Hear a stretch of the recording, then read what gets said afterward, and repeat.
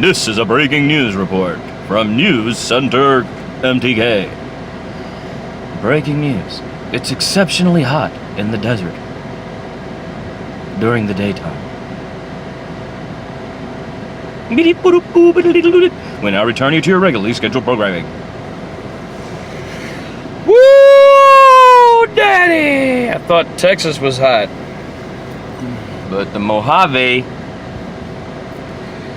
has got its own kind of heat rolling. Reminds me of those people talking about peppers, you know. You got your ghost peppers, you got your Carolina Reapers, you got your, what else you got? Those ones that come from Central America. Scoville units to measure the heat. We live in a time, you know, it's funny because I grew up during this time and I am filled with data as a result of it. I mean, like, I'm a person who studied statistics in school, and then statistics just exploded in our lifetimes. Meta-analysis became possible because computers made statistics super speed.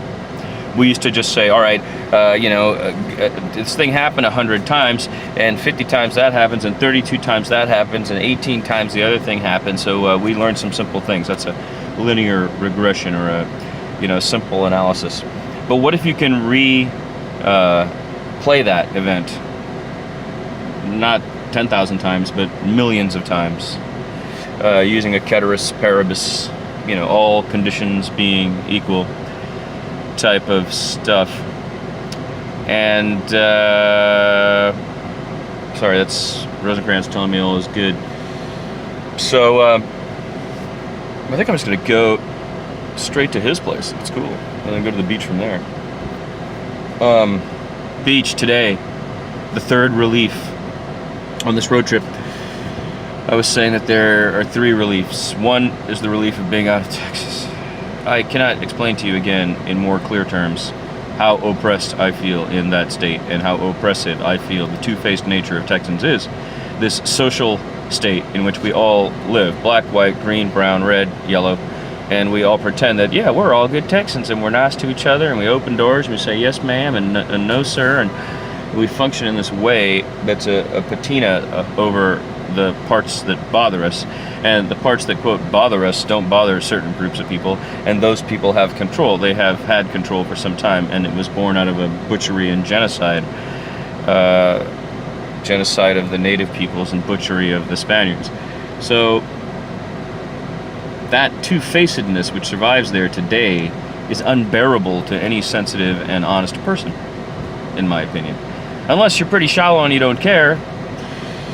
Cool, I get that, but that's not me. So that was the first relief, is being out of Texas and having to wear that. And when I'm back, guys, that's what it's like for me. They're always like, hey, you happy? No. Am I in Texas? Then no, I'm not happy. And that's why. I left a long time ago and found freedom and liberation here on the West Coast. Like many, many people, my story is not unique.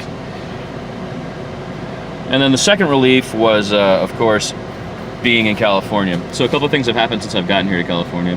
One, I kissed the earth. I've never done that in the United States. I've kissed the earth in India, because who knew when I was going to get back? I was young, and so I kissed the earth. I kissed the soil of California here at age 50. I felt the need to do that, which also came with my rather romantic and cloying confession of love to the state yesterday, which is now perpetually on the internet thanks to vlogging. Hey, YouTubers! Alright. Oh, I forget, it's real loud now. It's right here in my face. Downtime here included a Perseid meteor shower. That was nice timing. And I think on the way back I'm going to catch the eclipse.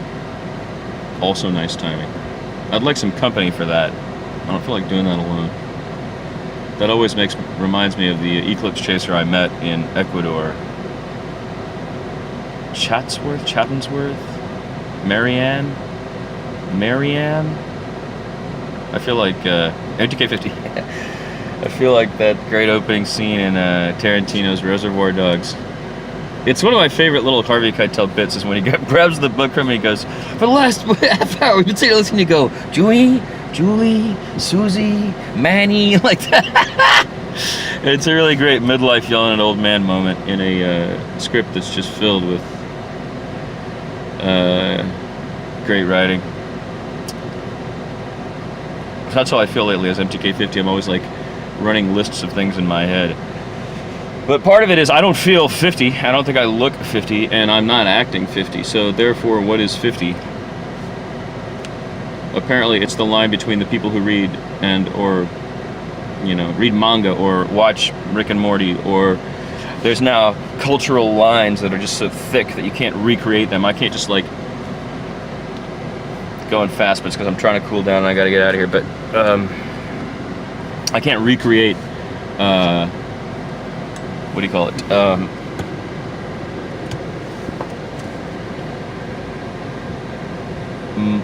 The entire. Well, here's a better way to put this. I've been asking. I shaved, right? So this is the first time anybody's seen my face. Many people have never seen my face. So now, this is a exercise in me trying to continue doing it too. I don't like the way it looks. I feel very fat. I feel very overweight. I'm glad I'm not drinking, for example, right now. I want to lose some of this weight, and I have baby cheeks anyway, so the beard was always a way to mask that. And with a deep voice and a beard, you can kind of move through the world very differently than if you have a baby face. And so I asked some people, how old do you think I look? Particularly I asked young women, just for the sake of seeing what do young women think, or young people in general. But they said 38. It kept coming up, like 38, 12, about a dozen years younger. And I love that, because a dozen years younger is one full Chinese calendar cycle. So if I were to land in LA and try to get a job as an actor or something and lie about my age and say I was 38, I wouldn't have to memorize that I'm still Year of the Sheep or Ram, because I'm still Year of the Sheep or Ram, because it's exactly 12 years earlier. So now I was thinking to myself, what I should do is go because now you can very simply, like using the internet and YouTube, just memorize everything that 38-year-olds went through, right?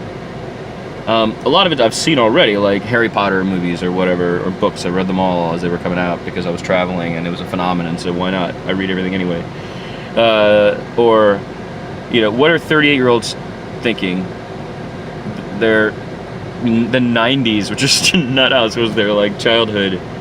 So could I memorize all of that so effectively and then just mimic it, since I am an incredibly competent mimic, and just act 38, right? It was kind of an interesting notion. I don't think I could do that. There's no way. I don't have the mental capacity to do that.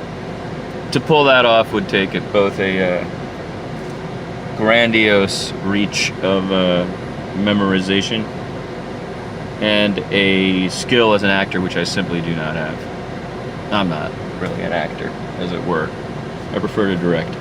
So this has all gotten meanderingly along, but the three reliefs, the third relief will be, of course, the ocean, our mother, Madre Pacifica. My first novel, which I wrote in San Francisco in 1997, finished it in 1997. 1995 to 1997, 2 years I wrote this novel, my first novel. It's called Mood, and it's pretty good, in my opinion. Shopped it, never really did anything. It's romantic, a lot of problems, I was young. But in that book, I refer to the ocean as our mother. This westward expansion is thinking, now you just run into the ocean again, and it wraps back around. So nothing left to do but grow there, hence the new age, of which I am a product. But for me, looking across that ocean, I still see around all the way to the other side of the world where I was born. And I am 5,000 years old, so this phenomenon, I've got to figure out how to weave this phenomenon. I'm bringing art, LA. It would be nice if somebody would buy some art from me. I got some nice stuff. I made some nice stuff. I ain't just slinging words here, pal. MTK the Talktopus. Talktopus. Talk. How many talk? What the? He's a what? He does an octopus?